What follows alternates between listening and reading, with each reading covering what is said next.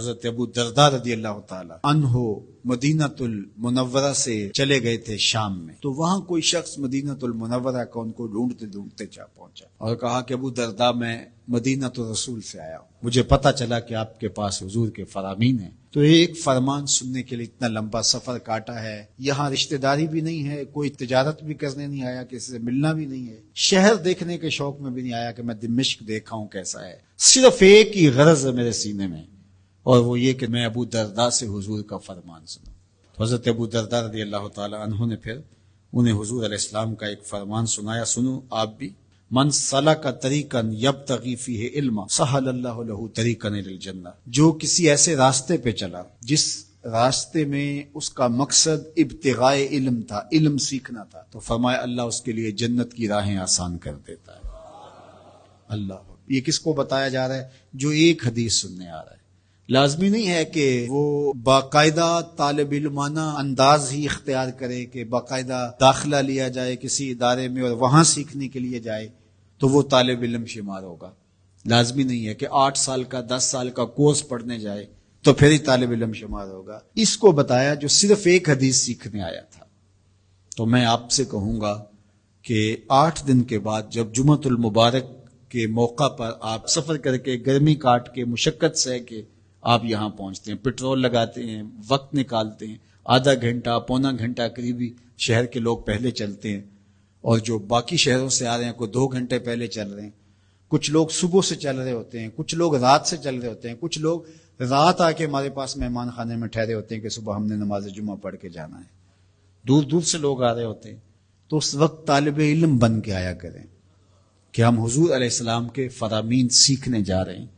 ہم قرآن مجید کی تفسیر سیکھنے جا رہے ہیں، ہم دین سیکھنے جا رہے ہیں۔ تو پھر آپ جب گھر سے چلیں گے تو جنت کی راہ پہ چل کے یہاں پہنچیں گے۔ اور دوسری بات، وَإِنَّ الْمَلَائِكَةَ لَتَضَعُ أَجْنِحَتَهَا لِطَالِبِ الْعِلْمِ رِضًا بِمَا يَصْنَعُ، اور جب وہ گھر سے چلتا ہے، جتنے بھی دور سے چلا ہے، 20 کلومیٹر سے چلا ہے یا 2000 کلومیٹر سے چلا ہے، وہ جتنی دور سے بھی چلا ہے، جب وہ گھر سے چلتا ہے، اللہ کے نورانی فرشتے اپنے نورانی پر اس کے پروٹوکول کے لیے چلنے والے کے پاؤں تلے پھیلا دیتے۔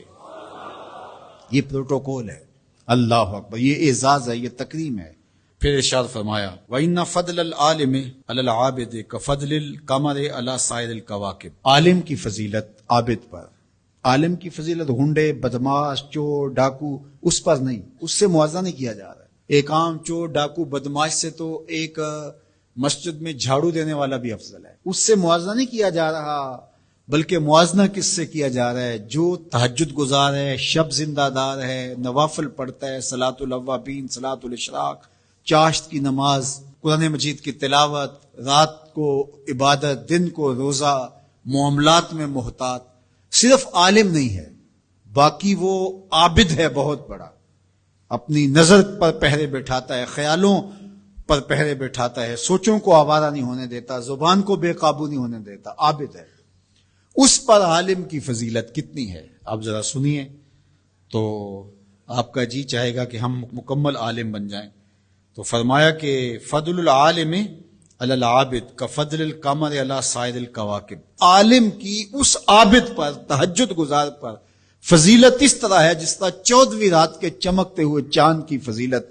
ستاروں پر ہوتی ہے۔ اور ایک حدیث میں حضور نے یوں بھی ارشاد کہا فضلی علی ادناکم، اے صحابہ اس عالم کی عابد پر یوں فضیلت ہے جس طرح تم میں سے ایک عام آدمی پر میری فضیلت ہے۔ اتنا بڑا اعزاز دیا، اتنی بڑی شان اس عالم دین کی ہے۔ اللہ اکبر۔ اور پھر ارشاد فرمایا وَإِنَّ الْعَالِمَ لَيَسْتَغْفِرُ لَهُ مَنْ فِي السَّمَاوَاتِ وَمَنْ فِي الْأَرْضِ حَتَّى الْحِيتَانُ فِي الْمَاءِ، اور یہ عالم دین اس کے لیے بخشش کی، استغفار کی، معافی کی اللہ کے حضور دعائیں مانگتے۔ کون؟ جو آسمانوں میں رہتے فرشتے، ومن فی الارض، اور جو زمینوں میں رہتے ہیں، حتی الحیتان فی الماء، یہاں تک کہ جو سمندروں میں، دریاؤں میں، پانیوں میں مچھلیاں رہتی ہیں وہ بھی عالم دین کے لیے دعائیں کر رہی ہوتی ہیں، اللہ اس کی مغفرت فرما دے، اللہ اس کی مغفرت فرما دے۔ اگر کوئی معمولی چیز صادر ہو بھی جائے عالم دین سے تو لٹ لے کے پیچھے نہ پڑ جائیں، ہم تو اگر کوئی گناہ کر بیٹھے تو ہمیں خود معافی مانگنی پڑتی ہے، اور اس خلوص سے شاید مانگتے ہیں کہ نہیں مانگتے، لیکن عالم دین سے اگر کوئی خطا ہو بھی جائے، کوئی غلطی ہو بھی جائے، تو آسمان کے فرشتے بھی دعائیں مانگ رہے ہوتے ہیں، زمین کی مخلوقات بھی اس کے لیے استغفار طلب کر رہی ہوتی ہیں، اور سمندروں، دریاؤں اور پانیوں کی مچھلیاں بھی اس کے لیے استغفار طلب کر رہی ہوتی ہیں۔ یہ اتنی بڑی فضیلت ہے اللہ تعالیٰ نے علماء کی رکھی۔ دعا کرو اللہ مجھے بھی اور آپ سب کو بھی علماء کے زمرے میں شامل فرمائے۔